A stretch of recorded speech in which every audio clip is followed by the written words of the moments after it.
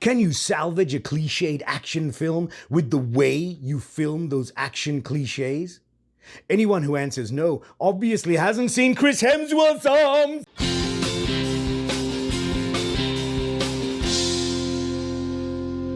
Extraction.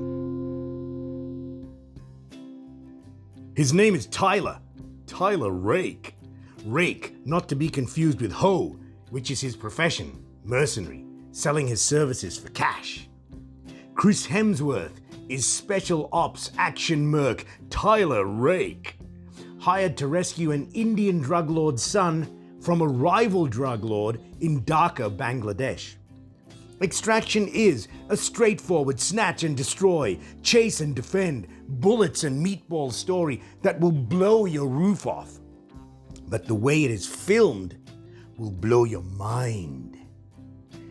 We've seen all these chase movie tropes before, and we've seen long unbroken takes before, and we've seen gut shock gunmetal action before. But director Sam Hargrave, a veteran stunt coordinator, directing his debut feature film, has re-energized the car chase and hand-to-hand combat with camera moves that are virtually impossible. Hargrave's camera moves seamlessly from inside a fleeing vehicle out into the mayhem exterior of the chase and then swooshes back inside the vehicle without cutting. His combat camera throws us headlong into the hand-to-hand so that Chris Hemsworth is beating us up. Oh, yes, please. These aspects elevate this movie above the usual trope-laden actioner, which Extraction definitely is. We have the damaged special ops guy, an alcoholic merc, haunted by a dead child, on a mission to save a kid that becomes his surrogate child. His whole team decimated, leaving him to fight his way out of enemy territory alone. What started as a money job is now a personal arc of redemption. It's all here with the filmmakers loading the deck to ensure a tearful ending. If it weren't for the immersive filmmaking, it would be just another insufferable military big dick excursion into testosterone. But Extraction does a few things right. For example, usually movies of this ilk open with an action scene showing off the hero's expertise. But the filmmakers go the opposite route, illustrating Tyler's prowess in a really cool, subdued way. He's snoozing in a clearing while two mates are having beers. One of them is fearfully peering over the edge of a 100-foot drop to a lake below. Tyler wakes, takes a swig of his beer, tells his mate to hold it, don't drink it, walks purposely to the cliff, and simply leaps off without a thought, to the surprised cries of his mates, plummeting to the lake below. Cut to Tyler at the bottom of the lake in a meditating position. In one adrenalized scene that didn't involve any shootings or punchings, we have achieved badass. As Tyler returns home that evening, his mercenary contact Nick, Golshifteh Farahani from Rosewater, greets him on his porch to offer the job, much like Keegan-Michael Key finding retired military specialist Decker returning home. In the heart of the bush, in a cabin open to the elements, chickens clucking around his bathtub, Tyler lives the life of Fat Thor, drunk, disorderly, devil-may-care, except not fat. Tyler swigs alcohol with pills and accepts the job because he needs the cash. But Nick is worried about his suicidal streak. You're hoping if you spin the chamber enough times, you catch a bullet. Okay, movie tropes, enough badass. We meet the jailed drug lord Ovi Sr., Pankaj Tripathi, whose kid Ovi Jr., Rudhraksh Jaiswal, was kidnapped, empowering his own ex-special ops right-hand man Saju, the cool Randeep Hooda, to bring his son back alive. Saju is humanized by showing us his beautiful wife and young boy, which is another cool move because it twists our loyalties. Yet we have to wonder, why are we being set up to care for this guy? Because he works for a drug lord. How principled can he possibly be? The rival drug lord, Amir, Priyanshu Painyuli, who kidnapped OV Jr., is just straight up psychotic, ordering his soldiers to toss boys off a roof for stealing from him.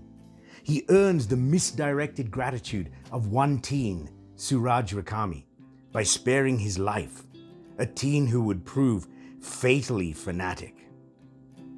Acquiring the kidnapped kid, Ovi, is relatively easy with stock action movie combat pap, as Tyler relies on his Thorish arms and hidden support team, especially the cool Noah Beard sniping of Gaetan, director Sam Hargrave himself, to rescue OV Jr. He also kills someone with a rake because namesake. I also like how Tyler shoots armored soldiers at close range above the neckline, above the Kevlar vest into the neck. See? All these little details. But Tyler's support team is quickly dispatched by Saju's team, leaving Tyler and Ovi alone on a battlefield grid, pursued by Amir's men. Movie makes it easy to distinguish Amir's army by making them the Bangladesh army, so all the uniformed guys are the enemy. At one point, Tyler and Ovi escape into the sewers. Oh, Christ! If you know what an inhuman, non-planet Earth smell an Indian sewer exudes, you'll know how they are defying death himself to be in one. And here we arrive at the how did they do that moment. Tyler and Ovi flee in a sedan while the camera follows in an unbroken take, flailing around, encapsulating all the action around them. Chase cars, speeding bullets, civilian traffic, when suddenly Tyler does a handbrake spin and the camera swooshes inside the back of the car seamlessly. At first, I wasn't sure what I was seeing. It's an impossible camera move.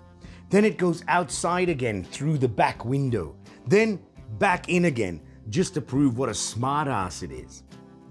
You know, we saw how impossible camera moves were achieved in Sam Mendes's 1917, where cameramen hitched their cameras onto cables to continue the unbroken take, or were taken off the backs of rolling vehicles by cameramen to create seamless shots. But 1917 was never tracking a car chase in the midst of furious darker traffic. The other astonishing how did they do that moment, after an already long unbroken take, fighting off Bangladesh soldiers in close combat, which even involves a jump across roofs. Astounding camera work, planned meticulously and executed brutally, tracking every grapple, every Spock chop and leg break, with Hemsworth right amongst the stunt work like Keanu in John Wick. Tyler finds himself in hand-to-hand with Saju. And the take just never stops. Even after they both fall into the street from a balcony, the camera just floats down to join them as they recover in the busy street, fighting while people go about their business, walking and driving through their combat, with Tyler eventually hit bodily by a car. Saju grabs Ovi from 3 Bangladesh soldiers, then he too is hit by a truck driven by Tyler. The relentless camera has yet to take a pee break. In that brief interim where Saju has Ovi, we see his concern for the boy. Are you hurt? Setting our emotions on a raging sea of indecision. Who do we side with here? Saju was introduced very early in the movie as being Ovi's protector. During the chase, Ovi shouts to Tyler, "Let me go! Saju works for my father." Tyler shouts back, "I work for your father." But something is here. Saju could have a deal with the men who grabbed you and send you right back to them. Tyler is thinking like a merc, which he knows Saju is from the way he fought. Extraction exemplifies the ambiguity of evil. Let's face it, all these people are what society terms bad.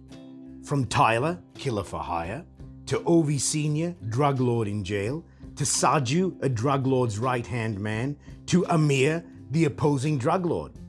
Yet we feel sorry for Saju when he recovers in a hotel, cracks his broken nose back into place, and calls his little son, promising he'll be back by tomorrow. The saddest visual is when he kisses his phone tragically to say goodbye.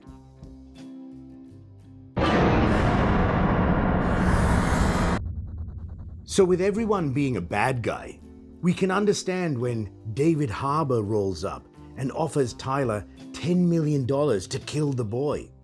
Harbour made some waves on Stranger Things and then made panties explode when he bared his arms on SNL.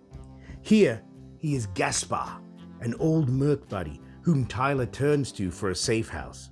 But Gaspar makes the point that the kid will never be safe. Ovi's life means nothing as a pawn in a gang war. It's a strange thing to feel our emotions being twisted from loving this familiar Western face to gradually realizing he's talking about cold-blooded murder. Now, depending on which way you look at it, Tyler, if he had retained his mercenary badassery from the beginning of the film, could have walked away set for life. But it's all about the character arc, isn't it? So we discover that Gaspar made a deal with Amir. That's the bad guy for those playing along at home. Convinced Tyler to kill the kid, and Tyler would walk with 10 mil. And who knows what Gaspar would make. As soon as Tyler declined killing Ovi for the money, movie says, "So you have chosen death, Hemsworth." His merc personality had turned a corner. He doesn't even have to deliver the kid now, as long as his motivation is to save the kid's life for ethical reasons rather than financial. It becomes irrelevant whether Tyler lived or died after that moment. But wait, this coolness had to happen. Tyler calls Saju. "I need your help." Two relentless mercs banding together to take on the Bangladesh army in Amir's employ. Now we want Saju to live as well for all his badass expertise, but he's the Hollywood expendable hero. His redemption was in Tyler accepting him as a fellow merc. He can die anytime now too. One sad state of affairs is glossed over completely. That all the Bangladesh police who work for Amir have wives and kids too. And they are just doing their jobs to put food on their tables. Why are they automatically bad guys when we should regard them as mercenaries themselves doing unsavory jobs for the money? In the end, is one kid's life worth the death of all these husbands and fathers? That's why, no matter what civilized society might force us to believe, Gaspar was kind of a good guy. Kill the kid, make 10 million, disappear, you're a mercenary. Because if Tyler completed his job of delivering the kid, it's not noble, it's complying with the wishes of a drug lord, a felon, a murderer.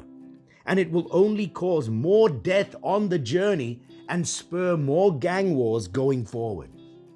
More husbands and fathers dead. Remember what I said? The ambiguity of evil. There is no totally right or totally wrong here. I like that in movies about big men punching each other. Joe Russo and Anthony Russo, the Avengers guys, screenplay from a 2014 graphic novel called Ciudad by Andy Parks and Fernando Leon Gonzalez. And director Sam Hargrave brings his inspirational one-take cameras and shows us, like so many filmmakers before him, that if you make an American film in the Middle East, the sky has to be a mix of Bad Day on Mars and Urine Yellow. A quick wrap-up to show that Fat Thor's death was not in vain, as Nick shoots Amir in a toilet. This means the gang wars will not continue over the kid. How convenient. Final scene, Ovi dives off a high board and meditates at the bottom of a pool. Where and when did the kid learn this? Tyler never went camping with him to show him how to meditate at the bottom of lakes. And when Ovi rises to the surface, an ambiguous final frame as we see an out of focus shot of maybe Tyler at the pool edge. A direct result of the headline, Extraction Test Screenings Divided Audiences. Why do filmmakers allow themselves to be swayed by the uneducated, unwashed? Oh, the hero died, and that didn't sit well with the weak-minded Karens and Chads who had to boo who their milquetoast opinions and force the creator to dilute his art. So what is this shot meant to achieve? If the K's and C's walk away debating on whether Tyler is still alive, that makes them happy? Bigger morons than I thought they were. Rake, not to be confused with bitches. Cheers.